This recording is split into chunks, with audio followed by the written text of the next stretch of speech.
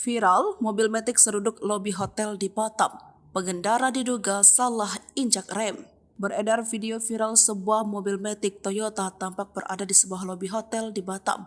Tampak mobil jelondong di lobi dan beberapa pot bunga hancur berserakan. Kejadian mobil seruduk lobi hotel ini pun viral di media sosial. Diduga pengendara mobil Matic yang mau menginjak rem malah menginjak gas. Beruntung dalam kejadian ini kabarnya tak menimbulkan korban jiwa. Dalam video yang diunggah oleh akun Instagram Roda Papat, insiden tersebut terjadi diduga di lobi Hotel Aston Nagoya, City Hotel Tamrin, Batam, Sabtu malam 18 November 2023. Setelah mau injak rem malah injak gas, City Care ini nabrak ruang lobi hotel. Hati-hati bagi para pemula menggunakan mobil Matic. Ujar keterangan video dilansir pada Minggu 11 November 2023. Kejadian pengemudi salah injak gas sebetulnya bukan yang pertama kali terjadi, terutama yang menyangkut mobil Matic.